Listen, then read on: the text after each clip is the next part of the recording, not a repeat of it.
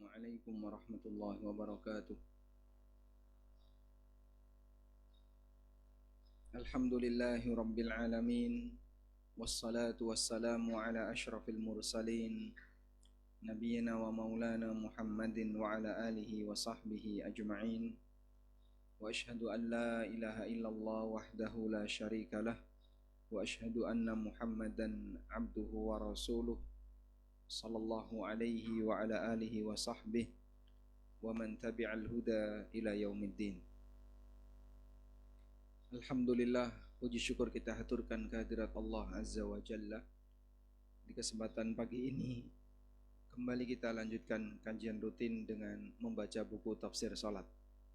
Insyaallah kita masih membahas tentang 5 catatan berkaitan dengan masalah khusyuk dalam salat. Di antaranya adalah khusyuk itu ketenangan batin. Ini catatan yang kelima, catatan yang terakhir.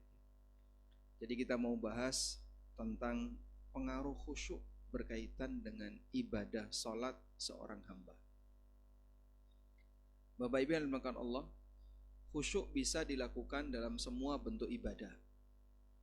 Kita bisa salat dengan khusyuk, sebagaimana bisa baca Quran dengan khusyuk, zikir dengan khusyuk, dan aneka bentuk ibadah yang lainnya bisa kita lakukan dengan khusyuk. Coba ceritakan pengalaman apa yang membuat Bapak Ibu pernah merasakan sangat khusyuk. Pengalaman Bapak. Apa pengalaman yang menurut Anda waktu itu saya paling khusyuk? Tidur. Enggak dihitung kalau itu ya. Lupa. Pengalaman lupa. Baik. Saya kalau lagi membawa jamaah, mereka bisa merasakan khusyuk ketika tawaf. Terutama yang umroh pertama kali. Itu begitu melihat Ka'bah berbesmili, doh nangis. Walaupun dia tidak tahu apa yang akan dilakukan, sehingga kadang bingung, begitu nangis meneng. Sama askar ya diusir, jalan. Cuma disuruh jalan, tapi orangnya nangis. Dia bergerak sambil menangis. Itulah salah satu di antara contoh ada orang yang terenyuh melakukan ibadah sampai bisa nangis. Kita kalau sholat barangkali tidak bisa seperti itu. Salah satu di antara faktornya adalah karena sudah menjadi kegiatan rutin. Dan sesuatu itu kalau sudah rutin terasa bagaimana? Biasa saja. Maka ada ungkapan kathratul imsas tuzilul ihsas. Ada kaidah bunyinya kayak gini ya. Kathratul imsas tuzilu al-ihsas. Terlalu sering berinteraksi itu bisa menghilangkan suasana perasaan, bisa menghilangkan sensitif dalam batin manusia, karena sudah sering. Maka jamaah kalau lagi pertama kali ketemu Ka'bah itu nangis, ketemu yang kedua nangisnya mulai berkurang, ketemu ketiga selfie, ketemu keempat mic-nya mati. Cek. Bismillah. Kok mati, Pak? Tes. Nah, baik. Karena sudah terlalu sering intensitas ketemu seperti itu menyebabkan orang jadi sudah tidak sensitif lagi. Pengalaman pertama tentu beda dengan pengalaman berikutnya. Karena itulah dalam ibadah sholat, bisa nggak Pak, sholat ini kita upgrade? Sholat kok di-upgrade toh Mas? 2 rakaat ya tetap 2 rakaat. 3 rakaat selamanya akan 3 rakaat. Tidak akan pernah ada sesuatu yang baru dalam sholat kita. Betul. Bukan upgrade dari sisi jumlah rakaatnya, tapi upgrade dari sisi kualitas. Kalau kuantitas tidak mungkin. Nah, kita upgrade dari sisi apa? Kualitas. Sehingga kalau kita upgrade dari sisi kualitas, berarti kita kualitas sholat kita. Kualitas itu bisa dari sisi apa Pak? Tata cara fisik. Mengupgrade bagian fisik sholat. Gimana Pak mengupgrade bagian fisik sholat? Sesuaikan dengan dalil. Sehingga gerakan Bapak Ibu ketika sholat bukan gerakan otomatis, bukan gerakan yang sifatnya rutinitas, tapi ada yang baru loh dari sholat saya. Kok ada yang baru loh? Saya baru tahu. Kalau ternyata cara rukuk yang benar seperti ini, ternyata cara iktidal yang benar seperti ini, ternyata cara sujud yang benar seperti ini. Jadi dia memperbarui dari sisi menyesuaikan dengan sunnah Nabi SAW. Akan terasa beda. Misalnya ya, Bapak berubah pendapat. Biasanya sih kalau saya iktidal, sami Allahu liman hamidah, tanganku tak lepas. Setelah saya membaca keterangan-keterangan dari dalil dan para ulama, kayaknya kok saya lebih cenderung mengikuti pendapat tangannya sedekap. Sami Allahu liman hamidah, sedekap. Ngubah dari ngelepas tangan ke sedekap, kira-kira ada perubahan nggak? Perubahan batin ada nggak Pak? Ada. Waktu pertama kali mau melakukannya itu sudah siaga dulu. Sedekap lo ya, sedekap lo ya. Sehingga dia waktu rukuk itu dia sudah persiapan. Kalau nanti dia akan sedekap ketika iktidal. Saya kalau jadi imam sholat taraweh, saat sholat taraweh jika sudah pertengahan Ramadan, artinya di tanggal 15 Ramadan sampai akhir, dianjurkan bagi imam untuk ngapain? Kunut ketika taraweh. Nah itu bagi imam yang sudah punya rencana untuk kunut, begitu sudah masuk ruku, otaknya itu tersetting. Nanti setelah ini kamu kunut. Mulai takbiratul ihram ketika sholat witir itu sudah dia sudah didoktrin. Pokoknya nanti kalau kamu iktidal di rakaat yang ketiga, kunut. Siaga seperti itu membuat orang jadi lebih sensitif ketika sholat. Ada perasaan baru yang dia pasang.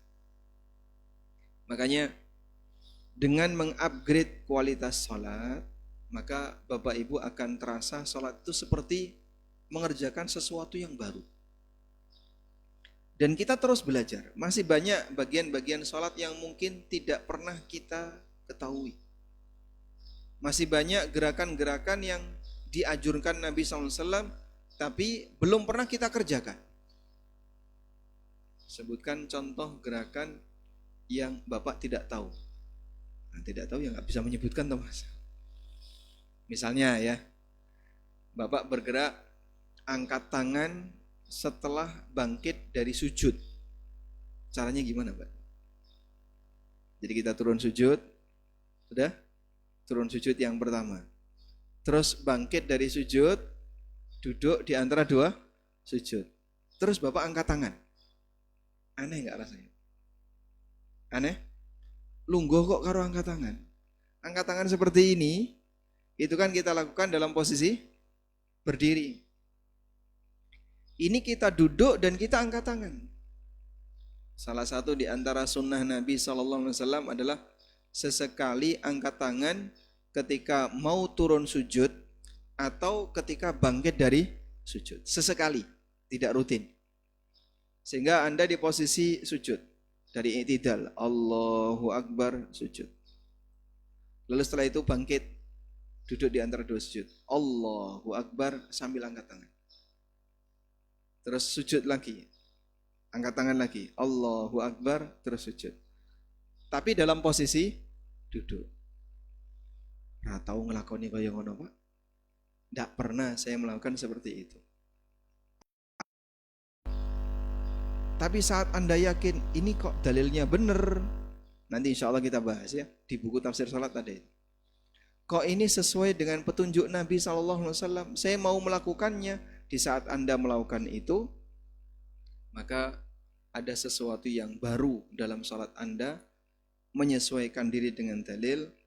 Disitulah yang saya maksud, upgrade kualitas sholat dari sisi fisik, tata caranya disesuaikan dengan dalil yang baru saja kita pelajari. Nah, nanti ketika kita semakin banyak belajar terus menemukan sesuatu yang baru dipraktekkan,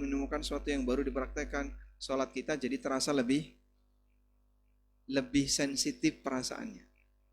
Bukan kegiatan yang sifatnya rutinitas. Makanya jemaah ya, gak semua orang kalau misalnya diajak kajian tentang masalah sholat mau datang.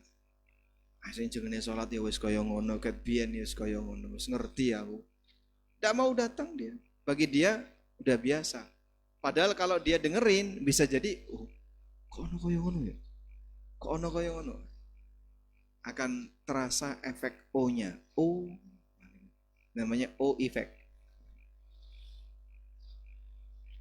Baik, yang kedua, kualitas dari sisi renungan. Renungan dalam sholat. Baik renungan gerakan maupun renungan bacaan. Renungan gerakan contohnya gimana Pak? Ketika dia bergerak, dia merenung. Oh seperti ini maksudnya. Kenapa kita disyariatkan untuk rukuk seperti itu? Kenapa kita i'tidal seperti itu? Kenapa kita sujud seperti itu? Renungan apa yang perlu kita hadirkan? Di buku tafsir salat kita sampaikan renungan-renungan itu. Agar seorang hamba bisa meresapi, kita bergerak seperti ini maksudnya apa? Bahkan ada sebagian orang ya, untuk gerakan-gerakan yang sifatnya mubah saja, itu ada maksudnya. Gerakan seperti ini maksudnya A, gerakan seperti ini maksudnya B, gerakan seperti ini maksudnya C. Nyuwun sewu. Jenengan kalau minta maaf kepada orang lain atau pamitan dengan orang lain tapi tidak bersentuhan, gerak tangan apa yang Bapak Ibu lakukan? Nah, begini ya, gerakannya begini. Nyuwun sewu. Nah, gitu. Kenapa kita bergerak seperti ini? Dua telapak tangan digabungkan kayak gini. Kenapa nggak bergerak kayak gini? Nyuwun sewu. Ini kayak ngene ndonga, Pak. Udah ganti nyuwun sewu. Pantas gak kayak gini? Nyuwun sewu nggih.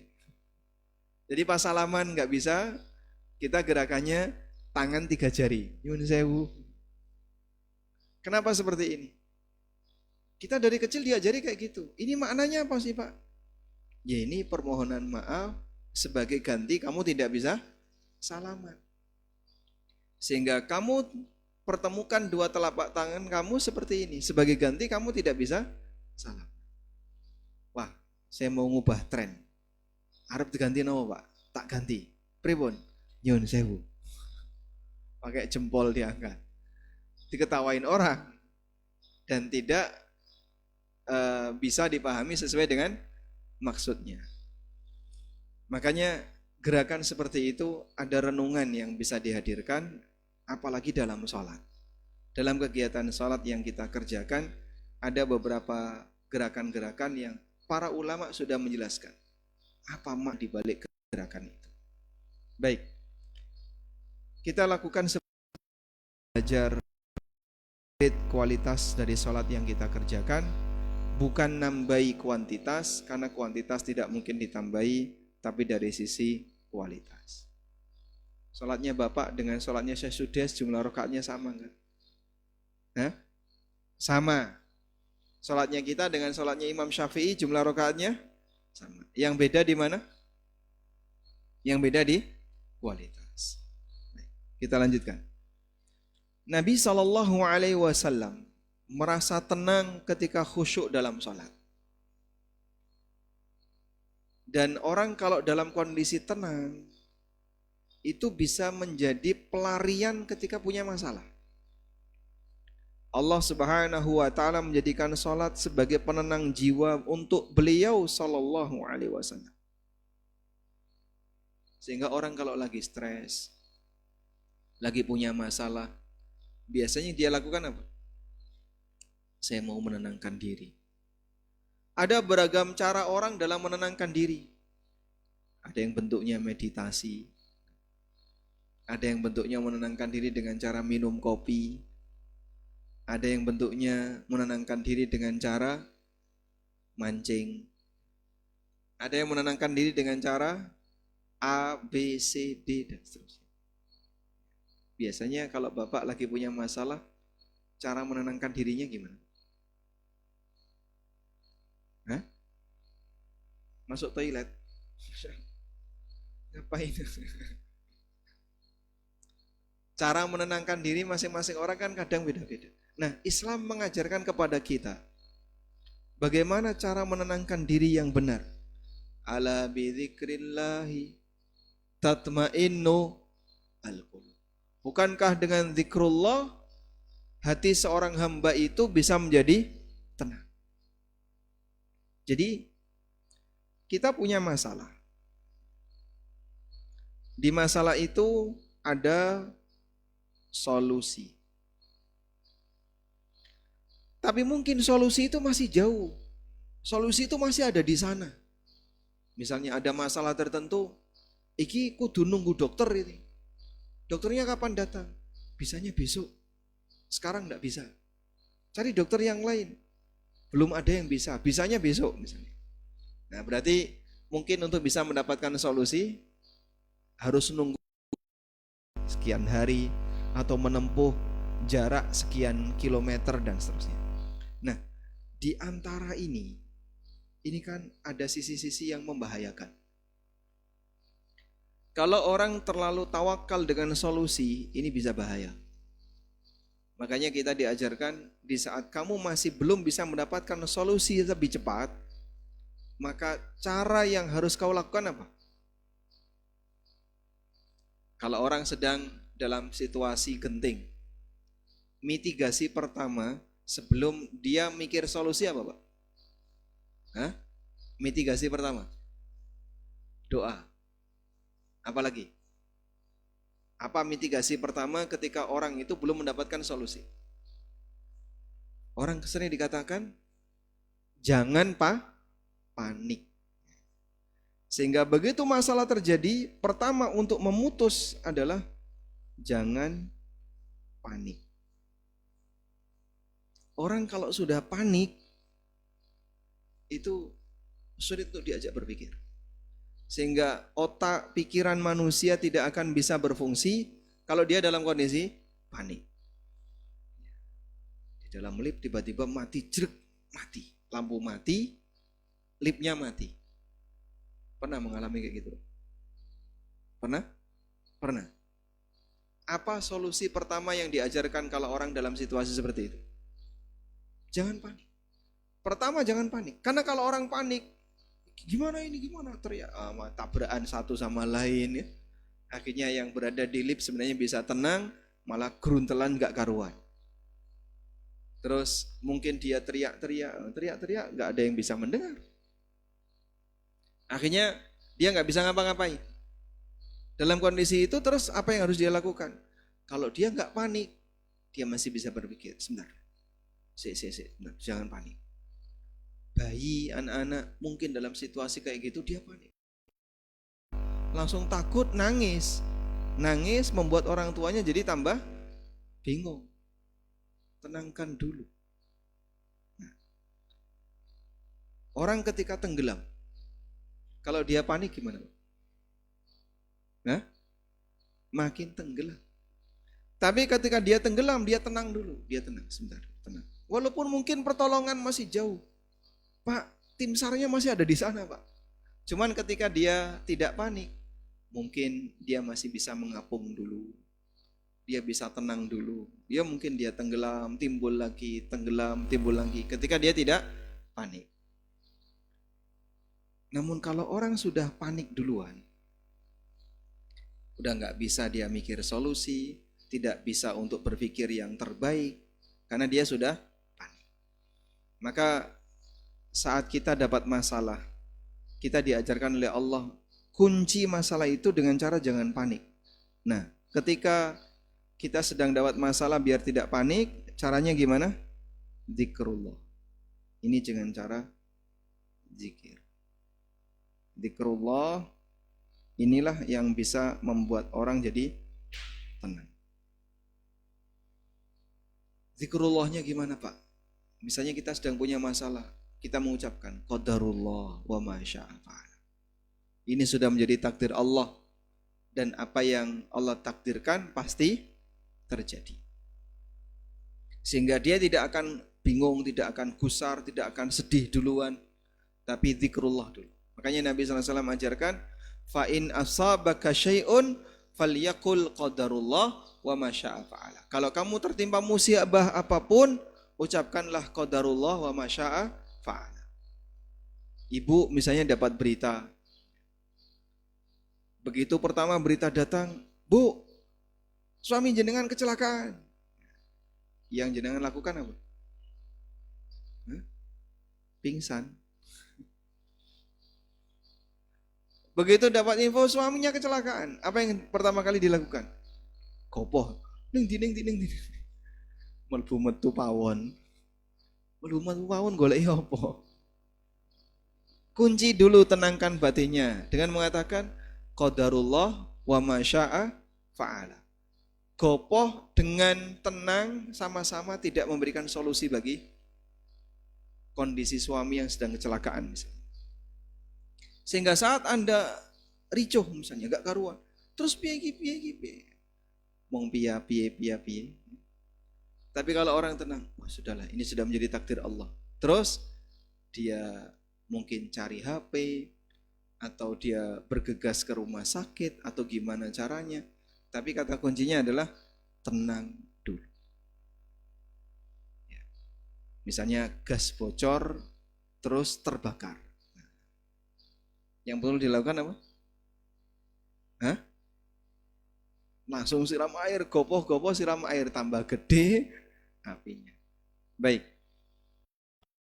Diajarkan, tenang dulu, zikrullah, dengan cara kembalikan itu kepada takdir Allah. Kita baca astagfirullah, baca la ilaha illallah, baca la haula wala quwata illa billah. Biar kita tenang. Nah, kalau sudah tenang, nanti berpikir solusinya bisa lebih matang. Kunci ketenangan itulah seorang hamba diajarkan dalam Islam agar stresnya tidak semakin bertambah. Sehingga dikala kita punya masalah, maka ada dua arah, antara stres dan cari solusi. Kalau sudah stres, ya sudah, gak bakalan dia bisa mencari solusi. Maka ini di-cut, biar gak stres, dibuat tenang dulu. Di-lock batinnya dengan cara dia diajarkan untuk kembali kepada Allah. Ini sudah takdir Allah, qadarullah ma syaa fa'ala. Baik, kita lanjutkan. Nabi SAW ketika dapat masalah, ketenangan beliau itu dalam salat. Disebutkan dalam hadis dari Anas bin Malik radhiyallahu anhu, Nabi SAW bersabda, wa ju'ilat qurratu 'aini fis shalah. Allah jadikan ketenangan batinku ada dalam salat, sehingga ketika aku sedang salat. Nah, seperti ini kan gak semua orang bisa, Pak.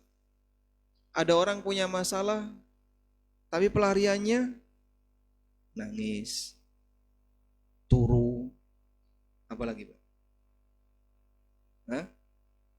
Ada yang ngopi, ada yang keluar entah kemana, pokoknya jangan ganggu aku tak metu, dan seterusnya. Pelarian orang ketika punya masalah beragam. Pertanyaannya, kalau dia seorang muslim, kenapa dia nggak segera sholat? Sholat bagi Nabi SAW adalah kesempatan untuk bisa beristirahat. Istirahat dari apa, Pak? Dari penatnya beban hidup.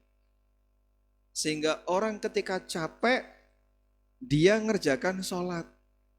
Oh, malah capek kon sholat. Karena sholat bagi kita ini beban. Ada orang misalnya ditanya, Pak mau kemana? Pit-pitan. Orang kerja Pak. Kesel kerja, pit-pitan.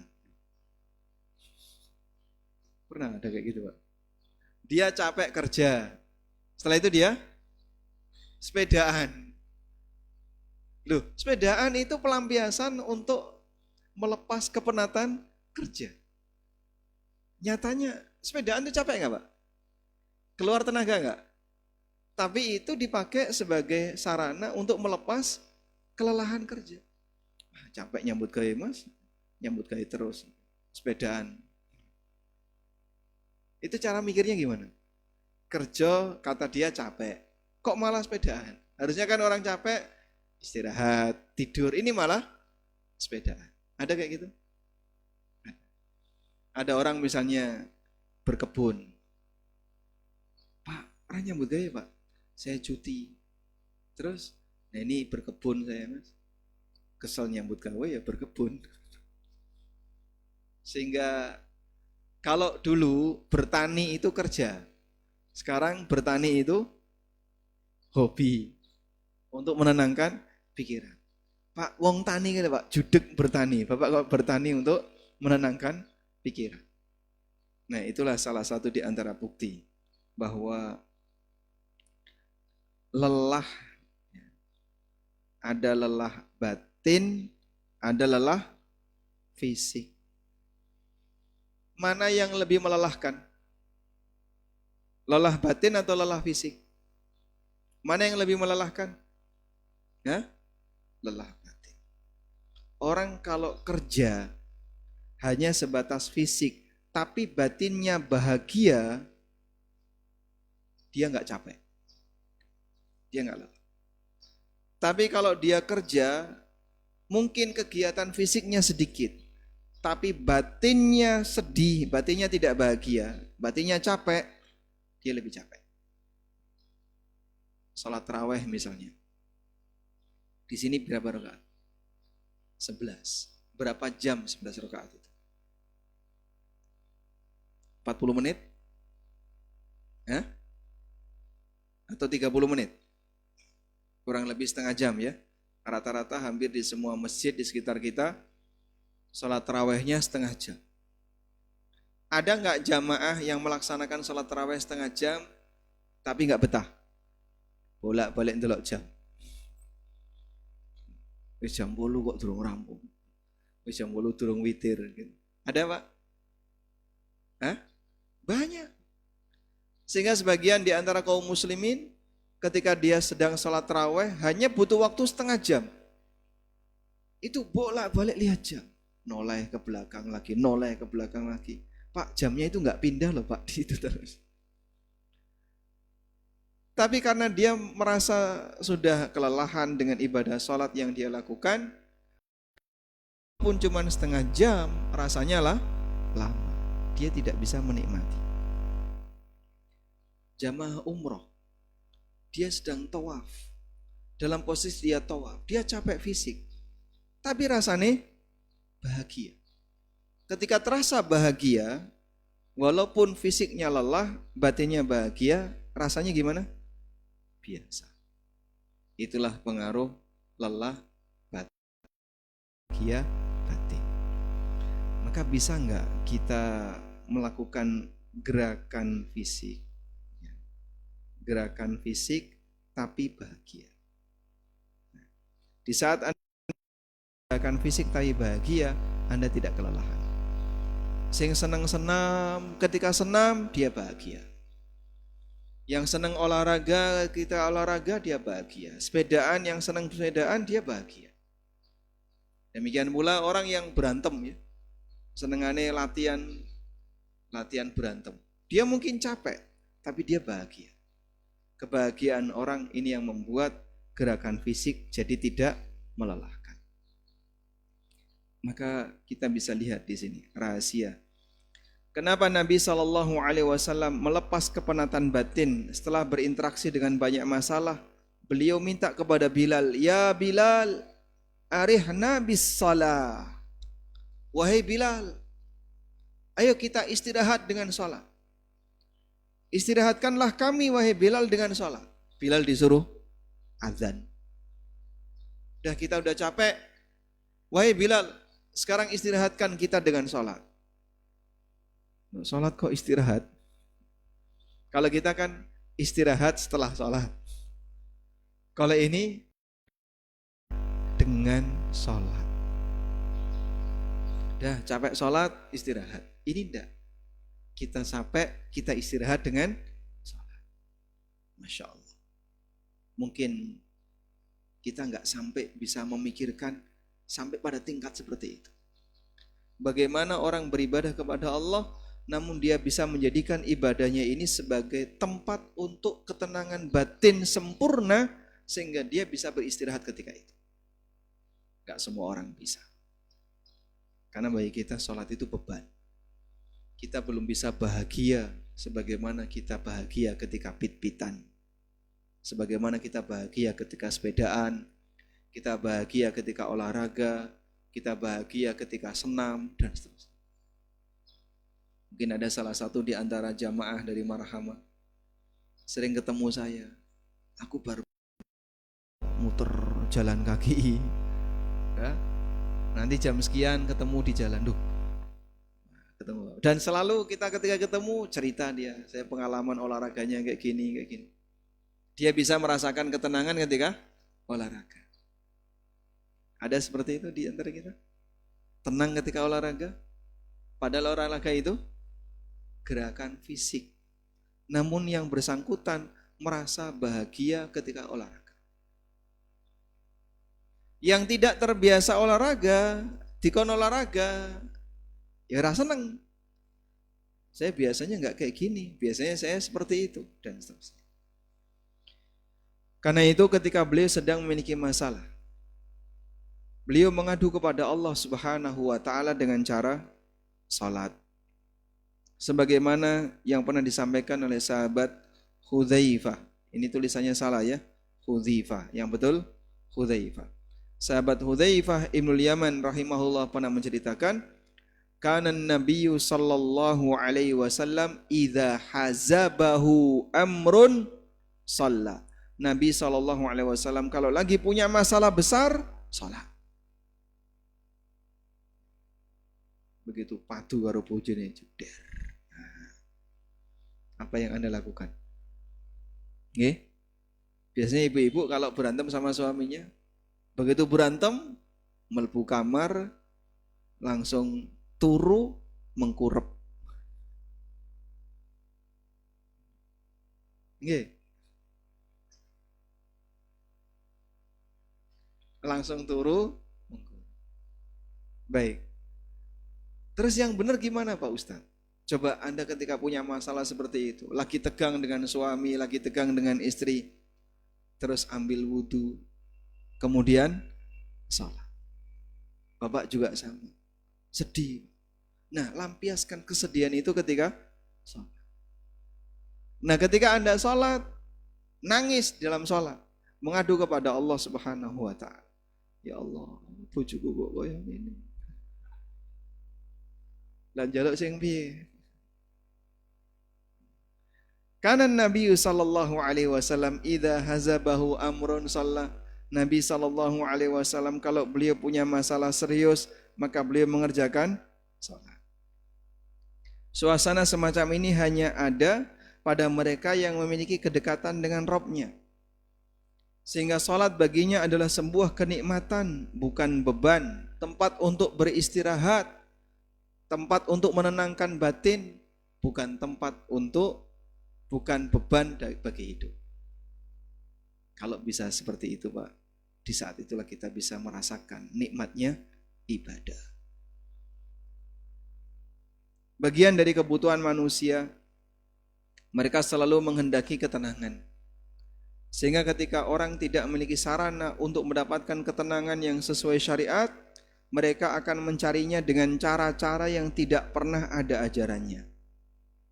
Ada yang bertapa, gerakan yoga, semedi, meditasi, dan aneka bentuk ketenangan yang tidak ada syariatnya. Iki lho ngopo? Padahal sudah ada cara yang diajarkan oleh Rasulullah Sallallahu Alaihi Wasallam. Pak, biasanya kalau saya lagi punya masalah, ngopi, Pak. Terus habis ngopi ya bayar. Ono sing rokok, ono sing ini dan seterusnya. Tapi itu tidak mungkin bisa membuat Anda jadi tenang hakiki. Karena hakikatnya itu hanya pelampiasan sesaat. Alhamdulillah kalau yang bersangkutan masih peduli dengan aturan, mungkin dia nggak sampai mabuk. Kalau yang sudah tidak peduli dengan aturan, pelariannya hal yang haram, mendem. Bahkan ada yang nyabu, ada yang pakai obat-obat terlarang dan seterusnya. Waliyadzubillah. Islam memberikan kita sarana yang sangat indah untuk mendapatkan ketenangan itu, yaitu dengan berusaha khusyuk dalam sholat. Silahkan nanti Bapak bisa buktikan. Sebagian di antara guru-guru kami ketika mereka punya masalah, mereka sholat. Ada salah satu ustadz kita yang beliau pernah dapat masalah terkait travel ya. Masalah travel ya lumayan. Begitu, bukan sekarang ya, itu udah lama. Pas saya kuliah dulu, nggak ada hubungannya dengan isu sekarang. Pas saya kuliah dulu, saya dapat berita. Beliau ketika punya masalah di sini, beliau langsung sholat. Punya masalah apa lagi? Sholat. Mendengar berita apapun yang tidak enak, yang dilakukan wudhu, sholat. Dan memang seperti itu yang bisa dilakukan. Wallahu ta'ala alam. Walhamdulillahirabbil alamin. Sudah syuruk? Nah, belum. Kurang berapa menit? 11 menit lagi. Mau praktek sholat? Yang punya masalah? Baik, kita kembalikan kepada jamaah. Ada waktu kurang lebih 11 menit. Barangkali ada yang mau disampaikan, kami persilahkan. Wassallallahu ala nabiyyina Muhammadin wa ala alihi wa sahbihi wa sallam.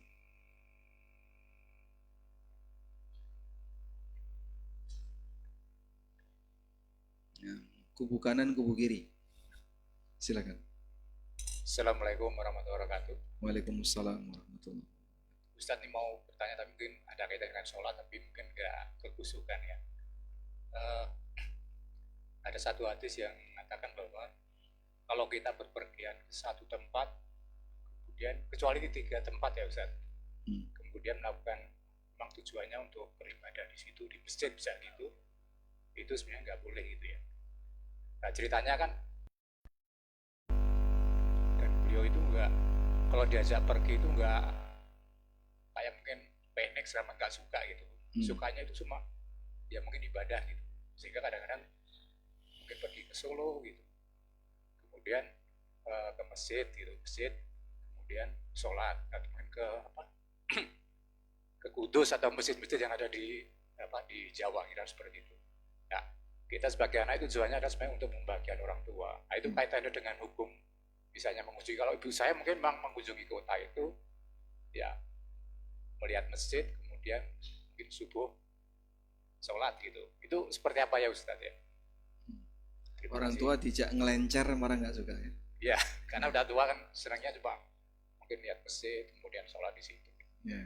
Terima kasih. Baik. Assalamualaikum warahmatullahi wabarakatuh. Waalaikumsalam warahmatullahi wabarakatuh. Baik, memang ada sebagian orang yang kalau diajak safar dia nggak begitu suka, karena mungkin dia melihat keterbatasan fisik. Saya kalau naik kendaraan sering pusing, naik kendaraan terasa nggak nyaman, badan sakit dan seterusnya, sehingga dia nggak nyaman ketika diajak safar. Sebaliknya ada orang yang senang safar, kalau disuruh di rumah begegek gak gelem. Senengane lunga, bapak iki ra tau ketok isine wong lunga. 2 hari di rumah, 7 hari hilang. 2 hari di rumah, 7 hari safar. Baik. Intinya masing-masing orang mungkin punya nuansa yang berbeda berkaitan dengan bagaimana cara dia mendapatkan kenyamanan. Nah, tapi kaitannya dengan pertanyaan Bapak tadi ya. Untuk orang yang safar dalam rangka beribadah, seperti apa yang tidak boleh? Bapak tadi kan menyinggung kecuali 3 masjid. Itu hadisnya seperti ini. Nabi SAW pernah mengatakan, La tushaddur rihal illa ila thalathati masajid. Tidak boleh menyiapkan diri untuk melakukan safar Ar-rihal itu taplak yang ditaruh di atas tunggangan. Bapak pernah lihat kuda yang dikasih pelana? Pernah lihat ya? Sebelum dikasih pelana, dikasih apa dulu? Dikasih taplak. Ada taplak, satu lapisan taplak begitu. Terus taplak itu yang diikat kenceng dengan badannya kuda. Ya, setelah itu baru dikasih pelana, diikat lagi. Nah, yang taplak ini kalau ditaruh di atas tunggangan itu namanya rihal. Di Masjid Nabawi sebelah baratnya, sebelah selatannya, sebelah depannya, itu ada museum sejarah Rasulullah SAW. Jadi aneka benda-benda di zaman Nabi SAW itu di museum itu ditampakkan. Nah, baru pertama kali saya ngerti rihal, oh rihal tuh kayak gini. Ada apa? Miniatur atau replika rihal. Ini seperti inilah rihal. Sehingga kalau Anda dengar dalam hadis la tusyaddur rihal, kayak gini toh rihal. Oh, seperti ini. Baru pertama kali tahu ya. Jadi helm Nabi SAW, kemudian baju besi beliau, lalu sisir rambut Rasulullah SAW. Sisir rambutnya kayak apa, Pak? Kayak garpu, Pak. Seperti ini sisir Rasulullah SAW. Bentuk mimbar Nabi SAW kayak apa bentuk mimbarnya? Itu ada di museum tadi. Walhamdulillah berkesempatan masuk sehingga bisa tergambar kalau kita baca-baca hadis, tergambar bendanya. Nah, la tusyaddur rihal, tidak boleh menyiapkan rihal kecuali untuk kegiatan ibadah ketiga masjid. Masjidku ini yaitu Masjid Nabawi, Masjidil Haram dan Masjidil Aqsa. Rasulullah SAW membatasi hanya 3 masjid ini. Jadi maksudnya begini. Ibadah safar untuk ibadah. Kalau ibadah tanpa safar tidak masalah. Safar untuk ibadah. Safar untuk ibadah itu ada 2. Safar untuk ibadah yang bentuknya kegiatan. Safar untuk ibadah yang bentuknya kegiatan. Bentuknya kegiatan itu seperti belajar agama, silaturahmi. Ini contohnya belajar agama. Belajar agama itu ibadah nggak, Pak? Ibadah. Contoh yang lain, silaturahmi. Ini ibadah atau bukan? Ibadah. Nah, safar untuk ibadah yang sifatnya kegiatan, hukumnya boleh. Bebas. Di sini bebas tempat. Sehingga Bapak mau melakukan safar ke Jawa Timur, ke Jawa Tengah, ke Jawa Barat, ke Jawa A, Jawa B, Jawa C, untuk mondok, saya mau mondok di sana. Di sana ada pesantren khusus lansia. Di sana ada tempat belajar seperti ini. Saya mau datang ke sana untuk mondok, silahkan. Bebas tempat. Tidak dibatasi dengan tempat. Saya mau silaturahmi, kemana? Oh, keluarga saya ada di kota A, kota B, kota C. Sehingga kita harus safar ke sana untuk silaturahmi, bebas tempat. Yang kedua, safar untuk ibadah karena tempat. Kalau enggak tempat itu, saya enggak mau datang. Bapak mau kemana? Saya mau ke tempat A, mau ke tempat B. Lu ngapain? Saya ya di sana, ada kegiatan di sana, di tempat itu. Nah, ini safar untuk ibadah di tempat tertentu. Ini hanya boleh untuk 3 masjid.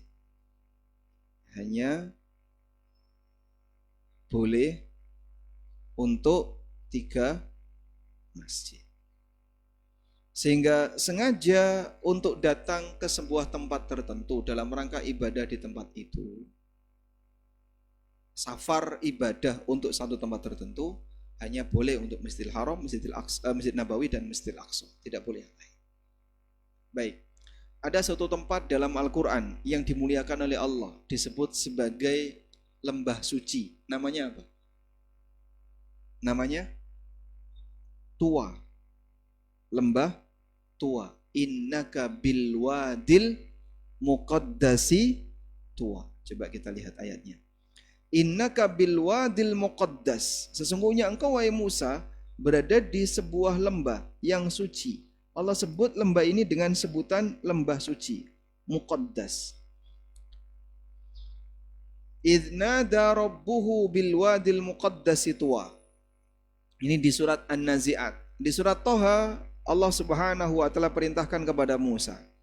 Falamma ataha nudiya ya Musa. Ketika Musa mendatangi lembah itu, dipanggil, "Ya Musa, wahai Musa, inni ana rabbuka, aku adalah Rabbmu, fakhlaq na'laik, lepaskan sandalmu. Innaka bil wadil muqaddas."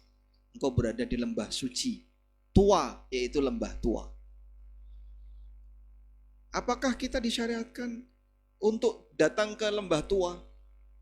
Lembah tua sekarang masih ada, Pak? Oh, masih ada. Belum direnovasi. Maksud saya belum dibongkar lembah itu, masih ada lembahnya. Kita datang ke sana, Pak. Mari kita adakan tour and travel dalam rangka untuk mendatangi lembah tua. Ya enggak boleh.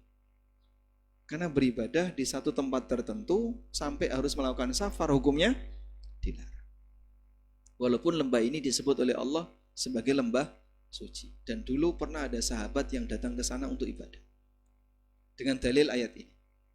Ini kan lembah suci. Maka begitu pulang ditegur sama sahabat yang lain. Kamu dari mana? Saya berasal dari lembah suci tua. Lu ngapain kamu ke sana? Andaikan tadi sebelum berangkat kau ketemu aku, kau akan membatalkan rencanamu. Kenapa? Rasulullah SAW bersabda, La tushaddur rihal illa ila thalathi masajid. Tidak boleh melakukan safar dalam rangka ibadah karena tempat tertentu kecuali ketika masjid. Ini yang sudah ada nasnya sebagai lembah suci. Contoh yang lain, Gua Hira. Nah, misalnya. Di tempat inilah Nabi SAW dapat apa? Wahyu. Boleh nggak Pak kita datang ke sana melakukan safar? Mau kemana? Ke Gua Hira. Ngapain? Cari wangsit. Ya nggak berlaku. Maka Nabi SAW setelah jadi Nabi, beliau sama sekali tidak pernah datang lagi ke Gua Hira. Setelah Rasulullah SAW jadi Nabi, tidak ada catatan sejarah Nabi SAW balik lagi ke Gua Hira. Napak tilas, disinilah pertama kali aku dapat wahyu. Tidak ada kayak gitu. Sehingga tidak disyariatkan yang model seperti ini. Padahal ini yang sudah jelas-jelas bersejarah ada dalam dalil. Apalagi nyuwun sewu yang namanya kuburan. Kalau datang ke kuburan orang tua dalam rangka ziarah kubur, silakan. Nabi SAW pernah mendatangi kuburan ibunya dalam rangka ziarah kubur ke makam ibunya. Tapi kalau tidak ada hubungan apa-apa, Pak, ya kita cuman ziarah kubur ke sana, nanti beribadah di situ. Ya ini sama seperti orang yang datang ke lembah tua, ke Gua Hira dalam rangka ibadah. Ini dilarang dalam syariat kita, kecuali apa? Untuk 3 masjid. Wallahu a'lam. Begitu Pak. Jadi kunjungan ke masjid itu boleh nggak? Nah, kunjungan ke masjid. Niatnya. Nah, kalau jadi tujuan ibadah khusus di masjid itu, kalau nggak masjid itu saya nggak itu. Ini berarti beribadah di masjid tertentu. Kalau sampai safar tidak boleh. Tapi kalau nggak safar, misalnya kita orang Jogja mau datang ke masjid kampus, masjid mana lagi, silahkan. Ada orang luar Jogja mau kemana? Ke Maskam. Ngapain? Ya saya pengen tahu aja Maskam kayak apa. Silahkan. Dia bukan tujuan ibadah, tapi tujuannya lebih ke penasaran dengan Maskam, pengen lihat Masjid Jogokarian. Boleh? Boleh. Tujuannya apa? Bukan ibadahnya, tapi pengen ngerti ketakmiran di sana ada apa. Saya pengen studi banding dengan takmir di sana. Boleh ya. Wallahu a'lam.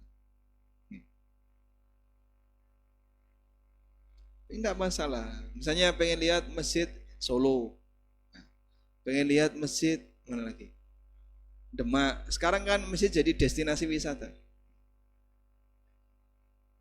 sholat di situ silahkan Pak.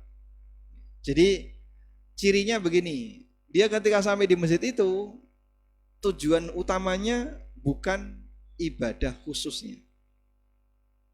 Tapi kan ada sholat tahiyatul masjid. Tahiyatul masjid berlaku di semua masjid. Saya mau datang ke Masjid Agung Jawa Tengah. Di mana tempatnya? Hah?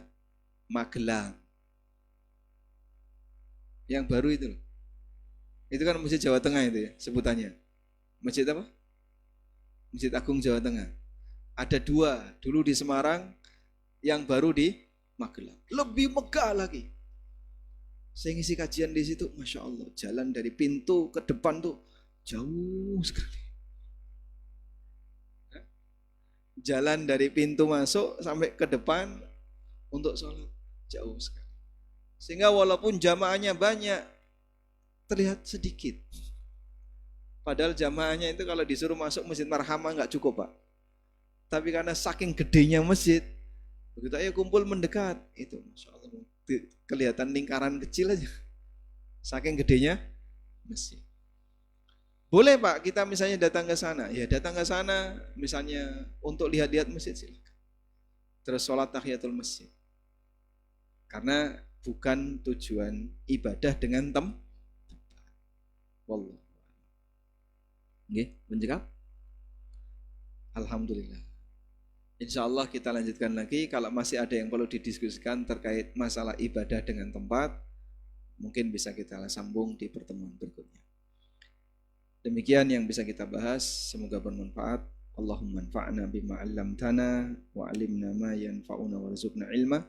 Wa sallallahu ala nabiyyina Muhammadin wa ala alihi wa sahbihi wa sallam wa akhiru da'wana alhamdulillahi rabbil alamin. Wassalamualaikum warahmatullahi wabarakatuh.